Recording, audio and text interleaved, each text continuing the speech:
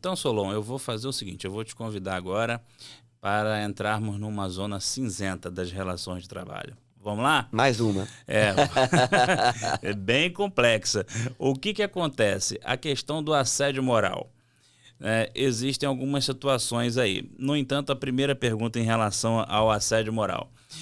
Como que se identifica, como que se caracteriza o assédio moral e quais as consequências disso? As consequências são terríveis.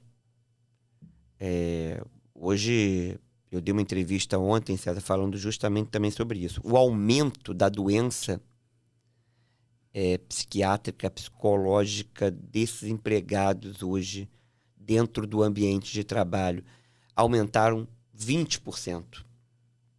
Então, é preocupante e é um sinal de alerta para isso. Tem várias formas desse empregado ser assediado. Tem formas, pressão em demasia. Eu vou começar aqui falando de pressão, mas a gente tem que ter muito cuidado. Porque todos nós aqui também temos pressão. Sim. Tá? Eu sou pressionado, você é pressionado, todo mundo é pressionado e vai continuar sofrendo pressão. Até o mais alto escalão é pressionado. O problema é a forma como é feita essa pressão. E isso é que a gente tem que ter cuidado. Né? Uma pressão demasiada, de forma fora do razoável, que extrapola os limites, com xingamentos, com palavra de baixo calão, com ameaças de demissão, dispensa. Isso é a ameaça que foge o padrão. Agora, ameaça, você que produzia. Isso é normal. E são muitos empregados que vêm me procurar. Eu queria botar o dano moral porque o meu chefe me pressiona muito, falando que eu tenho que trabalhar muito. Isso não é dano moral. Então a gente tem que ter cuidado também. E é uma relação muito subjetiva, né, César? Sim. Mas temos que ter cuidado em estar dentro do raio da razoabilidade.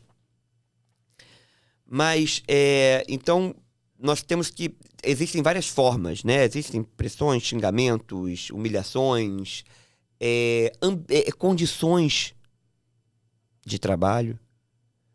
Fiz uma audiência hoje que o reclamante, por exemplo, o local que ele trabalhava não tinha banheiro. Não tinha como. Para você ir ao banheiro, você tinha que sair do depósito. E você só podia sair do depósito dentro do horário de intervalo. Pô, mas... Né? Então, existem várias formas desse assédio dentro do ambiente de trabalho. E conforme eu te falei, esse número vem aumentando das doenças oriundas do trabalho em relação às doenças de caráter psiquiátricos, psicológicos.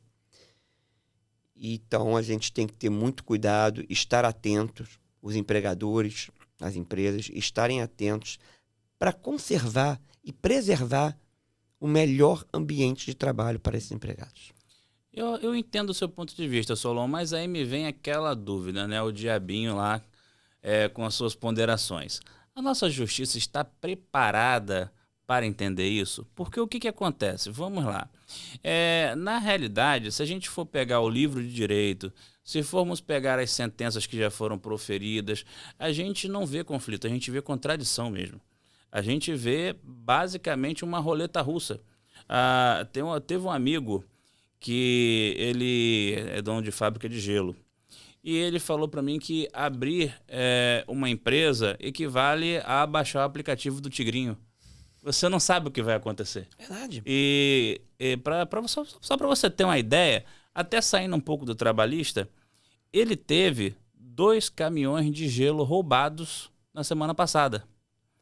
Então, quer dizer, ele já falou, se eu fosse olhar o meu psicológico, eu já teria cartão fidelidade do psicólogo. É verdade. Então, assim, o que acontece? Vamos lá. Entenda uma coisa. Você pode ter uma pressão por metas. Olha, as metas são muito importantes. Hoje em dia tem aplicativo chinês aí adoidado aparecendo. Hoje em dia, os nossos custos estão aumentando, o aluguel está aumentando. Tudo. Vai aumentar, quando entrar a CBS, o imposto vai disparar, é um fato também. E você não está fazendo uma pressão fora da realidade Não. tão pouco ofensiva. No entanto, o efeito na mente do trabalhador é o mesmo. E muitas vezes o trabalhador, quando ele se vê vulnerável nessa relação, ele acaba desenvolvendo os mesmos dramas, as mesmas patologias de um profissional que está sendo humilhado.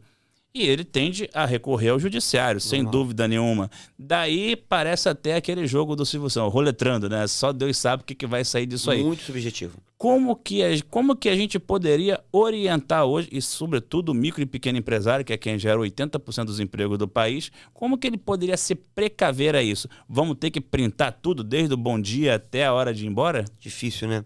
Pô, loucura. Difícil, muita loucura. Voltando um pouquinho aqui ao que nós estávamos falando no começo do nosso bate-papo, como é difícil empreender. O dono da empresa de gelo, uma microempresa, foi furtado 2 caminhões. Isso coloca em risco o seu trabalho. Sim. Empreender hoje no Brasil é muito difícil, muito complicado. Mas não é só pelos custos do trabalhador. É conforme a gente falou, é imposto demais, a gente sofre com um país com esse... A gente vive numa selva, lamentavelmente, né? A gente hoje vive num lugar altamente caro, que é o Rio de Janeiro, mas na verdade é uma selva, né? Que nós não temos a menor segurança, que o Estado não propõe a menor segurança pra gente. Então é muito difícil empreender. Tem todos esses aspectos. E a relação dessa doença é uma relação muito subjetiva. O que o empregador vai ter que amanhã ou depois, quando esse empregado que não sofre uma pressão exacerbada, que sofre uma pressão de metas normal, ele vai ter que comprovar isso com testemunhas de que essas pressões são pressões normais. Agora, se esse empregado recebe da mesma forma em que ele é humilhado, e ele tem aquela doença, mas o importante é, dentro do processo judicial, dentro de uma reclamação trabalhista, ele conseguir comprovar que essa doença que ele tem não está relacionada a nenhum tipo de pressão fora do limite, fora do normal. Então, é evidente que tudo são questões de prova dentro de um processo, tudo tem que se provar. Então é tomar os cuidados, você ter testemunha e tomar os cuidados na escolha dos prepostos. Tá? Porque qualquer empregador, se você contrata um gerente que exerça mal essa liderança, se ele exerce de forma errada, quem vai responder não é o gerente não, tá? Quem vai responder é a empresa. Então, você tem que tomar cuidado, porque a boa escolha de um preposto, de um gerente, de um coordenador, de uma pessoa da sua confiança, ela é de suma importância. E ela tem que estar muito bem preparada. Porque se essa pessoa exerce errado uma liderança, a responsabilidade é da empresa. Então, esses cuidados também o empresário tem que ter. Compreensível, é bem compreensível isso. Mas é de fato... É difícil. Pisar em ovos, né? É difícil. Você ser empresário, você tem que tomar todos os cuidados, isso é muito complicado, é muito difícil. E vamos inverter um pouco, vamos inverter o sinal agora. A empresa é boa, a empresa é parceira, não é uma empresa que tem uma linha de desqualificação dos seus colaboradores. No entanto, a gente sabe que hoje em dia o público está cada dia mais difícil.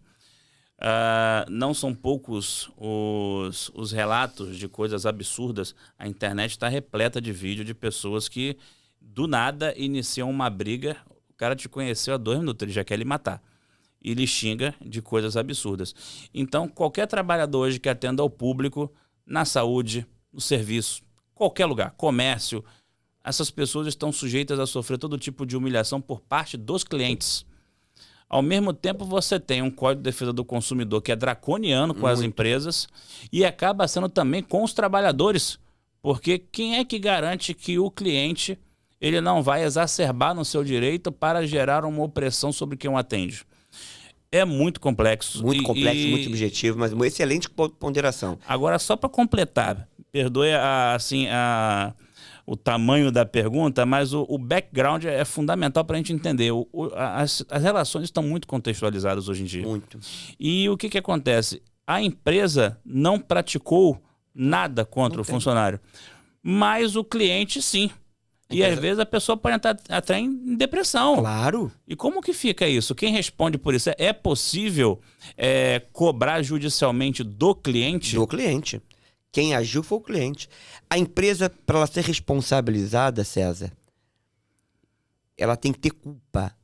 O elemento culpa tem que estar presente para formar o nexo causal. Se eu não tenho o elemento culpa nessa relação, eu não posso ser responsabilizado.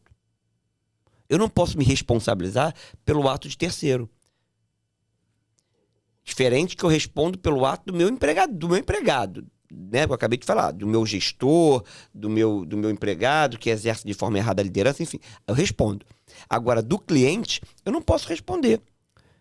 Esse empregado vai precisar buscar na esfera criminal, talvez também, na cível, né? Mesmo diante desse nosso Código de Defesa do Consumidor absurdo, enfim. Ele vai ter que buscar uma reparação civil. Ele vai ter que entrar com um processo contra esse cliente que humilhou ele, que exacerbou no jeito de falar, enfim. Se ele se vê de alguma forma prejudicado, ele vai ter que buscar o seu direito, não contra a empresa. A empresa não teve culpa. E o elemento culpa tem que estar presente para que seja responsabilizada a empresa.